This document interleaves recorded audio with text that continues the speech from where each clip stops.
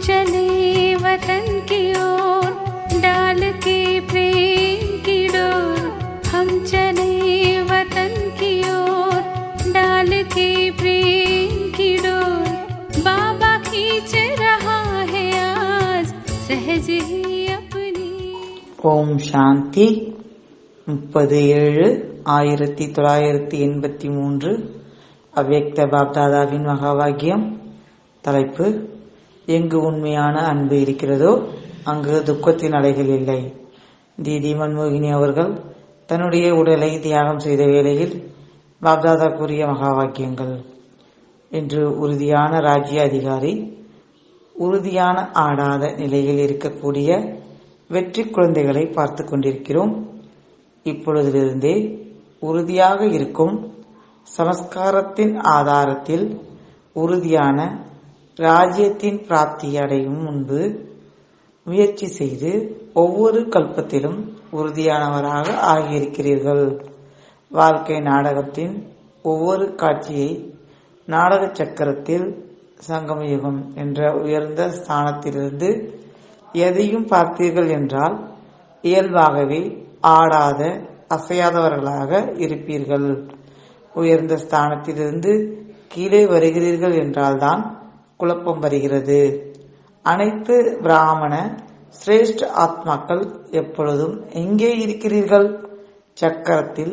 சங்கமயுகம் உயர்ந்த யுகம். படத்தின் கணக்கின்படியும் சங்கம யுகத்தின் ஸ்தானம் உயர்ந்தது. மேலும் யுகங்களின் கணக்கின்படி சின்னஞ்சிறு யுகம். அதை பாயிண்ட், அதாவது புள்ளி என்றுதான் கூறுவோம்.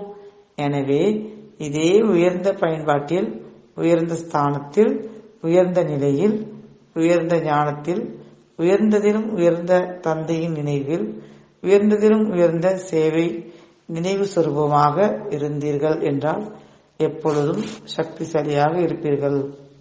எங்கு சக்திசாலியான நிலை இருக்கிறதோ அங்கு வீணானவை நிரந்தரமாக முடிவடைந்துவிடும். ஒவ்வொரு பிராமணனும் வீணானதை முடிப்பதற்காகத்தான் முயற்சி செய்து கொண்டிருக்கிறார்கள். வீணானதின் கணக்கு முடிவடைந்துதான் இல்லையா? அல்லது இப்பொழுதும் கூட ஏதாவது பழைய வீணான கணக்கு இருக்கிறதா? பிராமண ஜென்மம் எடுத்தவுடனேயே என்னுடைய உடல், மனம், பணம், செல்வம் அனைத்தும் உன்னுடையது என்று உறுதிமொழி எடுத்திருக்கிறீர்கள் என்றால் வீணான எண்ணம் முடிவடைந்துவிடும். ஏனென்றால் மனதை சக்திசாலியான தந்தைக்கு கொடுத்து விட்டீர்கள். கடந்த 2-3 நாட்களில் மனதை உன்னுடையது என்பதற்கு பதிலாக என்னுடையது என்றாகவோ ஆக்கிவிடவில்லையே. ட்ரஸ்டிகளுக்கு எப்பொழுதும் மனதால் சக்திசாலியான விஷயங்களை யோசியுங்கள் என்ற டைரக்ஷன் இருக்கிறது. அப்படியானால் வீணானவை இருப்பதற்கான வாய்ப்பு இருக்கிறதா என்ன?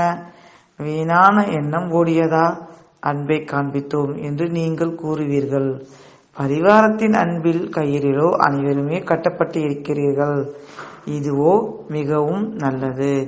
ஒருவேளை அன்பின் கண்ணீர் என்ற முத்துக்களை கீழே சிந்தினீர்கள் என்றால் அந்த முத்து விலைமதிக்க முடியாததாக இருந்தது. ஆனால் என்ன என்ற எண்ணத்தின் காரணமாக கண்ணீர் வடித்தீர்கள் என்றால் அது வீணானதின் கணக்கில் சேமிப்பானது. அன்பின் முத்துக்களோ உங்களுடைய அன்பிற்குரிய தீதியின் கழுத்தில் மாலையாகி மின்னிக் கொண்டிருக்கிறது. அந்த மாதிரி உண்மையான அன்பின் மாலைகள் தீதியின் கழுத்தில் அதிகமாக விழுந்தன. ஆனால் 1% குழப்பத்தின் நிலையில் வந்து கண்ணீர் வடித்தீர்கள் என்றால் அந்த கண்ணீர் தீதியிடம் சென்றடையவில்லை. ஏன்? அவர் எப்பொழுதும் வெற்றியடைந்த ஆடாத அசையாத ஆத்மாவாக இருந்தார். மேலும் இப்பொழுதும் இருக்கிறார். எனவே ஆடாத அசையாத ஆத்மாவிடம் குழப்பமானவரை நினைவு சென்றடைய முடியாது. அது இங்கேயே இருந்து விடுகிறது. முத்தாகி மாலையில் மின்னுவதில்லை. எப்படி நினைவுள்ளவரோ, எப்படி பதவி உள்ள ஆத்மாவோ, அந்த மாதிரி பதவியில் நிலைத்திருக்கும் ஆத்மாவின் நினைவு ஆத்மாவை சென்றடைகிறது. அன்பு இருக்கிறது. இதுவோ மிக நல்ல உதாரணம். அன்பு இருக்கிறது என்றால் அன்பையும் அர்ப்பணம் செய்யுங்களே. எங்கு உண்மையான சிரேஷ்ட அன்பு இருக்கிறதோ அங்கு துக்கத்தின் உணர்வலைகள் இல்லை. ஏனென்றால் துக்கமான உலகத்திலிருந்து விலகிவிட்டீர்கள் தான் இல்லையா? இனிமையான முறையீடுகளும் அதிகம் வந்து சேர்ந்தன. அனைவரிடமிருந்தும் எங்களுடைய இனிமையான தீதியை ஏன் அழைத்துவிட்டீர்கள் என்ற புகார் இருந்தது. அதற்கு பாப்தாதா, யார் அனைவருக்கும் இனிமையானவராக இருப்பாரோ அவர் தந்தைக்கும் இனிமையானவராக இருப்பார் இல்லையா? ஒருவேளை தேவியே இனிமையானவர்தான் என்றால் வேறு யாரை அழைப்பது? இனிமையிலும் இனிமையானவரைத்தான் அழைப்போம் இல்லையா? நீங்கள் அனைவருமே அட்வான்ஸ் பார்ட்டியின் விசேஷ ஆத்மாக்கள். இதுவரையிலும் ஏன் குப்தமாக இருக்கிறார்கள் என்று நினைக்கிறீர்கள்.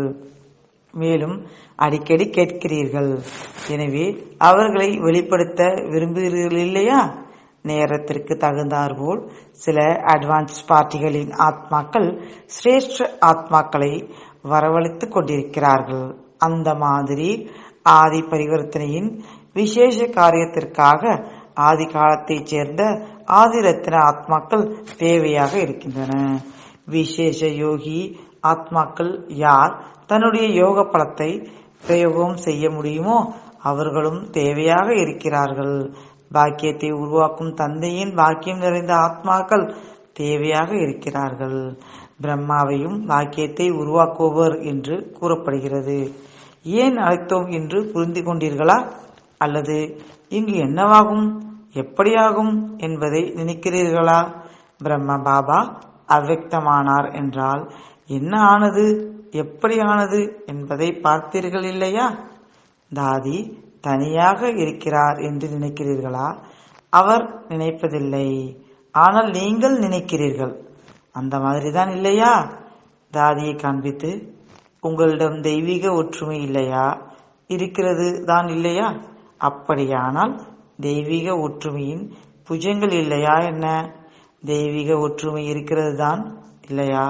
எதற்காக இந்த குரூப்பை உருவாக்கினோம்?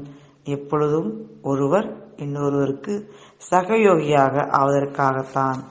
எப்பொழுது விரும்பினாலும் யாரை விரும்பினாலும் அனைவரும் சேவைக்காக உடனே வந்தேனையா என்றிருப்பார்கள். இந்த தாதிகளுக்கு அவர்களுக்குள் மிகுந்த உள்ளார்ந்த அன்பு இருக்கிறது.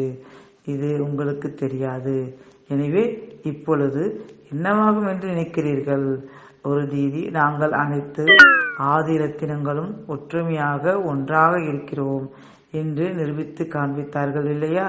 பிரம்ம பாபாவிற்கு பிறகு சாக்கார ரூபத்தில் நவரத்தினங்களின் பூஜைக்குரிய ஆத்மாக்கள் சேவையின் மேடையில் பிரத்யக்ஷம் ஆனார்கள் என்றால் நவரத்தினம் மற்றும் 8 மாலை எப்பொழுதும் ஒருவர் இன்னொருவரின் சகயோகி.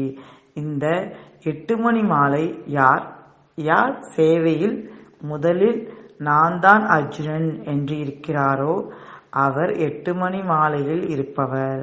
அப்படி சேவையின் மேடையில் அஷ்டரத்தினங்கள் நவரத்தினங்கள் தங்களுடைய பங்கை செய்து கொண்டிருக்கிறார்கள்.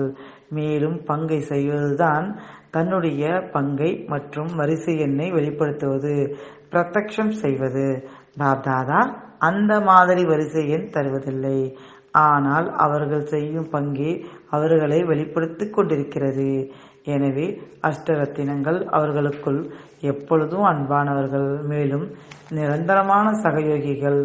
எனவே எப்பொழுதும் தொடக்கத்திலிருந்து சேவையின் சகயோகி ஆத்மாக்கள் எப்பொழுதும் சகயோகத்தின் பங்கை செய்து கொண்டே இருப்பார்கள். புரிந்ததா? வேறு என்ன கேள்வி இருக்கிறதா? இந்த கேள்வி இருக்கிறது என்று ஏன் கூறவில்லை? கூறியிருந்தீர்கள் என்றால் தீதியின் யோகி ஆகிவிடுவீர்கள். நாடகத்தின் விசித்திரமான பங்கு விசித்திரத்தின் சித்திரம் முன்பாக வரையப்படுவதில்லை. குழப்பத்திற்கான சோதனை திடீரென்று இருக்கும்.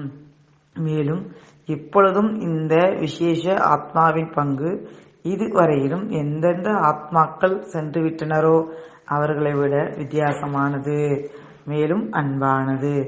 ஒவ்வொரு சேத்திரத்தில் இங்கு சிரேஷ்ட ஆத்மாவின் துணையை, சகயோகத்தை அனுபவம் செய்து கொண்டே இருப்பார்கள். பிரம்ம பாபாவிற்கு அவருக்கென்றே பங்கு இருக்கிறது. அவர் மாதிரியான பங்கு வேறு யாருக்கும் இருக்க முடியாது. ஆனால் இந்த ஆத்மாவின் விசேஷ தன்மை சேவையில் ஊக்கம் உற்சாகம் கொடுப்பதில், யோகி சகயோகி மற்றும் பிரயோகி ஆக்குவதில் இந்த ஆத்மாவின் பங்கு எப்பொழுதும் இருந்தது. எனவே இந்த ஆத்மாவின் இந்த விசேஷ சமஸ்காரம் அவ்வப்பொழுது உங்கள் அனைவருக்கும் சகயோகியாக இருப்பதற்கான அனுபவத்தை செய்வித்துக் கொண்டே இருக்கும். இதுவும் ஒவ்வொரு ஆத்மாவின் அவரவர்களுடைய விசித்திரமான பங்காகும்.